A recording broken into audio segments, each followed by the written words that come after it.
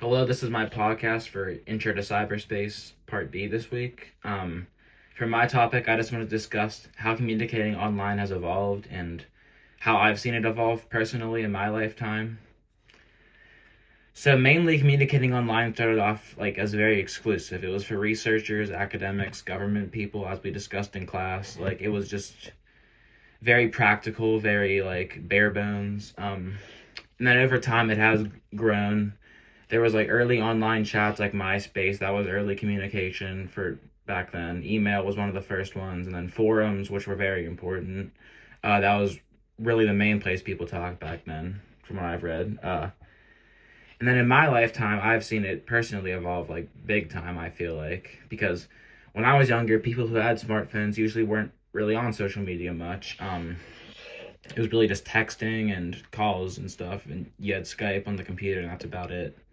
I don't remember social media being like big until later on. Um, Things like Instagram and Snapchat were like still in their infancy in like the early 2010s, which are like big today. Facebook was big in the late 2000s, from what I've read, and I do recall like seeing my relatives on there back then. Uh, Social media, including YouTube, was blowing up like big time in the early 2010s. I would say, like I remember seeing just like people around me starting to use it around the same time. It was like 2013 to 2015 range. I had like older siblings, so I remember seeing them use it a lot. And it sort of just became like a fact of life at this time too, because like it for a while it was kind of just like, oh, a thing you go to and do in your home computer, but now it's like everywhere all the time. That's really when it started, I feel like. I personally got on it around 2016, I think. My online communication went from chats and forums on games, which is what I used to use before social media, but to like iMessage, images, and like stories apps like Instagram, stuff like that. Another big thing, TikTok blew up around 2020, which kind of started the standard of short form content being the way of expressing yourself. Like any app you open today, you're basically the first thing you're going to see is like a short video. That's like a big way to communicate now because people can comment on that and you can sort of grow a community. So a lot of people do prefer that.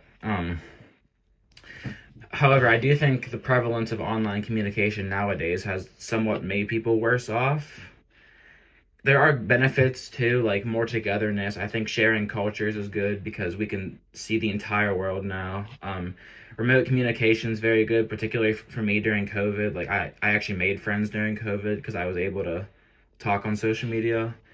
And there are also careers for some people in it.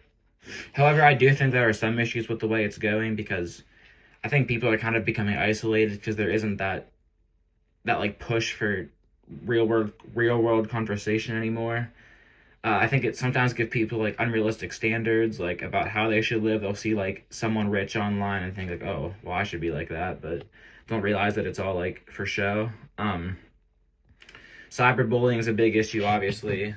A lot of people have been harmed since social media came out, and division as well. I think people get radicalized like too easily on social media, from what I've seen.